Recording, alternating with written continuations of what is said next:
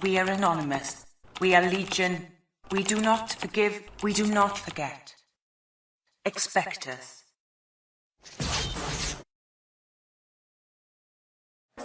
You may have expressed yourself or seen another person say things such as, "Christians are self-righteous, judgmental hypocrites."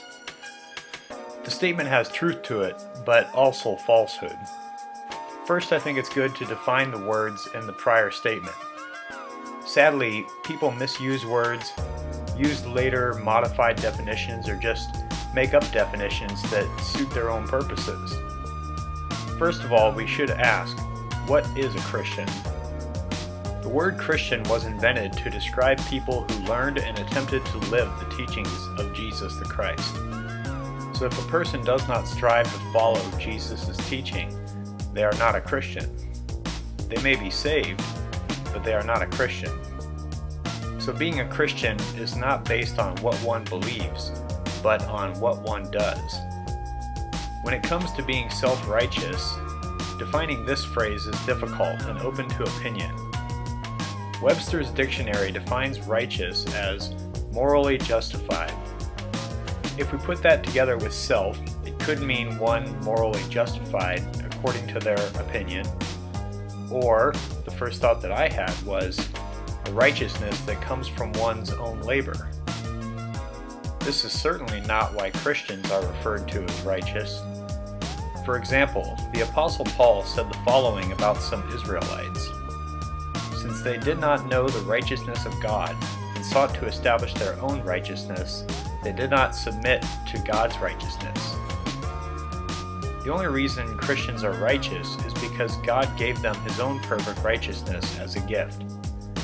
The gift is nothing they earn, but is given out of God's mercy. One dictionary I stumbled across that defines phrases defined self-righteous as having or characterized by a certainty, especially an unfounded one, that one is totally correct or morally superior. People should realize that Christians don't make up such certainties on their own. They are simply trusting in what they believe God has revealed. So the certainty they portray is not in themselves, but in God. By this definition, I guess a person who is certain that the universe came into existence through the Big Bang could be called self-righteous. But obviously this definition is open to much interpretation. Now about Christians being judgmental, this is true. But contrary to popular belief, Jesus actually commanded His followers to judge people. A verse that a lot of non-Christian people have memorized is where Jesus said, "Do not judge, or you too will be judged." Many people, Christians included, may be ignorant of where Jesus also said, "Stop judging by mere appearances, but instead judge correctly."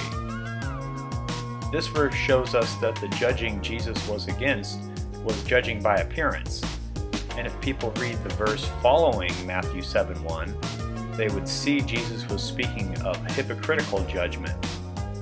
So when the saints judge hypocritically or by appearance, they are not following Christ, and are thus not Christians at that moment. And the final point is hypocrisy. I just touched on hypocrisy, so no new explanation is needed. The saints definitely can be hypocrites, and allow me to expose one avenue of hypocrisy that is obvious today. Jesus told His followers, "Go into all the world and preach the gospel to every creature." A person who calls themselves a Christian and fails to preach the gospel is indeed a hypocrite. So a Christian that does not obey Christ is an oxymoron. It's like saying that pacifists endorse war.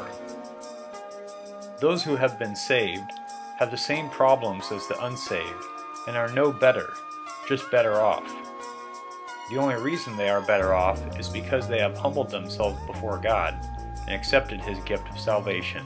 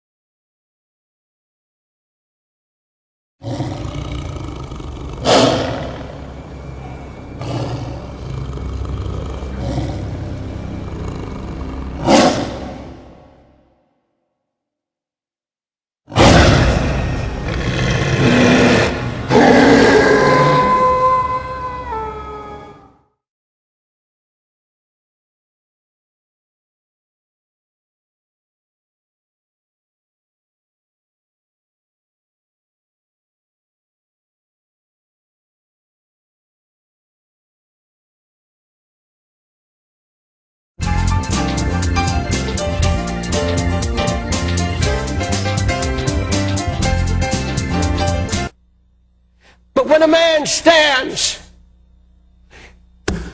and tells the whole United States in one of his meetings, I curse any man or preacher who stands against my ministry. I curse him. When a man stands before the people on television and says, Jesus Christ has told me that one day he's personally going to attend and be in one of my meetings. That's blasphemy. That is the doctrine of demons. And yet you sit there and you say, this sounds good, it looks good, it looks like people are being healed, and you are being fornicated with. You're into fornication, spiritual fornication, because you don't have the discernment. I place a curse on every man and every woman that will stretch his hand against this anointing. I curse that man who dares to speak a word against this ministry.